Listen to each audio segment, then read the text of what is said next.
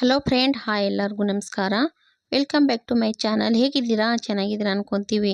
ನಾವು ಕೂಡ ಚೆನ್ನಾಗಿದ್ದೀವಿ. ಬನ್ನಿ, ಇವತ್ತು ಸಿಂಪಲ್ಲಾಗಿ ಬೆಂಡೆಕಾಯಿ ಪಲ್ಯ ಯಾವ ಥರ ಮಾಡೋದಂತ ರೆಸಿಪಿನ ಶೇರ್ ಮಾಡ್ತಾ ಇದ್ದೀನಿ. ಇಲ್ಲಿ ನೋಡಿ, ಮೆಣಸಿಕಾಯಿನ ತಗೊಂಡಿದ್ದೀನಿ ನಾನು. ಒಂದು 10ರಿಂದ 15 ಮೆಣಸಿಕಾಯಿ ಇದೆ. ಮತ್ತು ಬೆಂಡೆಕಾಯಿನ ಕಟ್ ಮಾಡ್ಕೊಂಡಿದ್ದೀನಿ ಚಿಕ್ಕ ಚಿಕ್ಕದಾಗಿ ಪೀಸನ್ನು. ಅಂಚೆ ಬಿಸಿ ಆಗ್ತಾ ಇದೆ. ಬಿಸಿ ಆದಮೇಲೆ ನಾನು ಒಂದು ಮೆಣಸಿಕಾಯಿ ಜಾಸ್ತಿನೇ ತಗೊಂಡಿದ್ದೆ.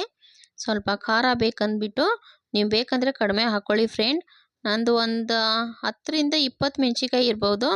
ಅಂಚೆ ಬಿಸಿ ಆದಮೇಲೆ ಮೆಣಸಿಕಾಯಿನ ನೋಡಿ ಈ ಥರ ಹುರ್ಕೊತಾ ಇದ್ದೀನಿ. ಸ್ವಲ್ಪ ಹುರಿದ್ಬಿಟ್ಟು ಮೆಣಸಿಕಾಯಿ ಹಾಕಿದರೆ ಪಲ್ಯ ಸ್ವಲ್ಪ ಟೇಸ್ಟಿಯಾಗಿ ಚೆನ್ನಾಗಿರುತ್ತೆ. ಹಾಗಾಗಿಬಿಟ್ಟು ನಾನು ಹುರ್ಕೊತಾ ಇದ್ದೀನಿ. ಒಂದು ಪ್ಲೇಟಲ್ಲೇ ಹಾಕ್ಕೊಂಡಿದ್ದೀನಿ ಹುರಿದ್ಬಿಟ್ಟು. ಮತ್ತು ಬೆಂಡೆಕಾಯಿನ ಹುರ್ಕೊತಾ ಇದ್ದೀನಿ. ಅದೇ ಪಾತ್ರೆಯಲ್ಲಿ ಬೆಂಡೆಕಾಯಿನ ಹುರ್ಕೊತಾ ಇದ್ದೀನಿ.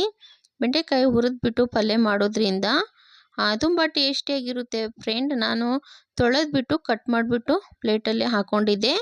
ಇವಾಗ ನೋಡಿ, ಸ್ವಲ್ಪ ಕಲರ್ ಚೇಂಜ್ ಆಗುತ್ತೆ ಬೆಂಡೆಕಾಯಿದು. ಆ ಥರ ಸ್ವಲ್ಪ ಚೆನ್ನಾಗಿ ಹುರ್ಕೋಬೇಕು. ನೋಡಿ, ಈ ಥರ ಹುರಿತಾ ಇದ್ದೀನಲ್ಲ, ಹಾಗೆ ಫ್ರೈ ಮಾಡ್ತಾ ಇರಬೇಕು. ಆಮೇಲೆ ಸ್ವಲ್ಪ ನೋಡಿ ಹುರ್ಕೊತಾ ಇದ್ಮೇಲೆ ಸ್ವಲ್ಪ ಎಣ್ಣೆನ ಹಾಕ್ಕೊತಾ ಇದ್ದೀನಿ. ನೋಡಿ, ಸ್ವಲ್ಪ ಎಣ್ಣೆ ಹಾಕಿಬಿಟ್ಟು ಎಣ್ಣೆಯಲ್ಲೇನೂ ಹುರ್ಕೋಬೇಕು. ಎಣ್ಣೆಯಲ್ಲಿ ಹುರ್ಕೊಂಡ್ರೆ ಅದು ಜೆಲ್ ಥರ ಬರುತ್ತಲ್ಲ, ಲೊಳೆ ಥರ ಬರಲ್ಲ ಅದು. ಹಾಗಾಗಿಬಿಟ್ಟು ಎಣ್ಣೆ ಹಾಕ್ಕೊಂಡ್ರೆ ಬಿಡಿ ಬಿಡಿಯಾಗಿ ಇರುತ್ತೆ. ಅದಕ್ಕೋಸ್ಕರ ಎಣ್ಣೆ ಹಾಕ್ಕೊಂಡು ಫ್ರೈನ ಮಾಡ್ಕೊಂಡಿದ್ದು. ನೋಡಿ, ಬಿಡಿ ಬಿಡಿ ಕಾಣ್ತಾ ಇದೆ ಅಂದ್ಕೊಳ್ತೀನಿ. ನೋಡಿ, ಆ ಲೋಳೆ ಥರ ಇತ್ತಲ್ಲ, ಅದು ಒಂದು ಇಲ್ಲ. ನೋಡಿ, ಈ ಥರ ಎಣ್ಣೆ ಹಾಕ್ಕೊಂಡು ಹುರ್ಕೊಬಿಟ್ರೆ ಚೆನ್ನಾಗಿ ಟೇಸ್ಟಾಗಿರುತ್ತೆ ಪಲ್ಯ. ಇವಾಗ ಹುರ್ಕೊಂಡಿದ್ದೀನಿ ನೋಡಿ ನಾನು. ಇವಾಗ ಸ್ಟವ್ನ ಆಫ್ ಮಾಡ್ತೀನಿ. ಒಂದು ಪ್ಲೇಟಲ್ಲೇ ಹಾಕ್ಕೊತೀನಿ. ಅದೇ ಪಾತ್ರೆಯಲ್ಲಿ ನಾನು ಒಗ್ಗರಣೆನ ಹಾಕ್ಕೊತೀನಿ. ಇವಾಗ ನೋಡಿ, ಅದೇ ಪಾತ್ರೆಯಲ್ಲಿ ಒಗ್ಗರಣೆನ ಹಾಕ್ಕೊತಾ ಇದ್ದೀನಿ. ಎಣ್ಣೆ ಹಾಕ್ಕೊಂಡಿದ್ದೀನಿ ಸ್ವಲ್ಪ. ಎಣ್ಣೆ ಹಾಕಿದ್ಮೇಲೆ ನಿಮ್ಗೇನು ಈರುಳ್ಳಿ ಬೇಕಂದರೆ ಹಾಕ್ಕೊಳ್ಳಿ ಫ್ರೆಂಡ್. ನಾನು ಈರುಳ್ಳಿನ ಹಾಕ್ಕೊಂಡಿಲ್ಲ. ಇಲ್ಲಿ ಬೆಳ್ಳುಳ್ಳಿನ ಬಳಸ್ತಾ ಇದ್ದೀನಿ.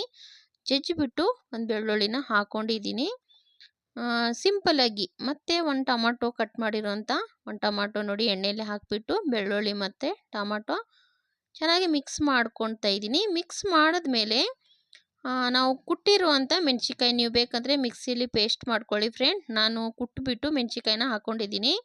ಮೆಣಸಿಕಾಯಿ ಫ್ರೈ ಆಗ್ತಾ ಇದೆ ನೋಡಿ. ಇವಾಗ ನೋಡಿ, ಎಣ್ಣೆ ಎಲ್ಲ ಹೇಗೆ ಕಾಣ್ತಾ ಇದೆ, ಮೆಣಸಿಕಾಯಿ ಫ್ರೈ ಆಗಿದೆ. ಫ್ರೈ ಆಗಿದೆ ಅಲ್ವಾ ಮೆಣಸಿಕಾಯಿ. ಇವಾಗ ಹುರಿದಿರೋಂಥ ಬೆಂಡೆಕಾಯಿನ ಹಾಕ್ಕೊತಾ ಇದ್ದೀನಿ. ನೋಡಿ, ಹುರಿದಿರೋಂಥ ಬೆಂಡೆಕಾಯಿ ಹಾಕಿದ್ಮೇಲೆ ಸ್ವಲ್ಪ ಅರಿಶಿನ ಪೌಡ್ರ್ ಹಾಕ್ಕೊತಾ ಇದ್ದೀನಿ. ಮತ್ತು ರುಚಿಗೆ ತಕ್ಕಷ್ಟು ಉಪ್ಪನ್ನು ಹಾಕ್ಕೊತಾ ಇದ್ದೀನಿ. ನಾನು ಮೆಣಸಿಕಾಯಲ್ಲೂ ಉಪ್ಪು ಹಾಕಿಬಿಟ್ಟು ಕುಟ್ಟಿದ್ದೆ ಫ್ರೆಂಡ್. ನೀವು ನೋಡಿಕೊಂಡು ಉಪ್ಪನ್ನು ಹಾಕ್ಕೊಳ್ಳಿ. ಉಪ್ಪು ಅರಿಶಿನ ಈ ಥರ ಹಾಕಿಬಿಟ್ಟು ಚೆನ್ನಾಗಿ ನೋಡಿ ಈ ಥರ ಫ್ರೈ ಮಾಡಬೇಕು.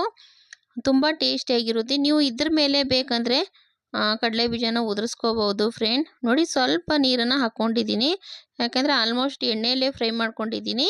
ಅದಕ್ಕೆ ಇನ್ನು ಸ್ವಲ್ಪ ಬೇಯಿಸ್ಕೊಳ್ಳೋಣ ಒಂದು 5 ನಿಮಿಷ ಅಂದ್ಬಿಟ್ಟು ಸ್ವಲ್ಪ ನೀರನ್ನು ಹಾಕ್ಕೊಂಡಿದ್ದೀನಿ. ಎಣ್ಣೆಯಲ್ಲಿ ಫ್ರೈ ಮಾಡಿದ್ದೆ, ಟೇಸ್ಟ್ ಇತ್ತಲ್ವ.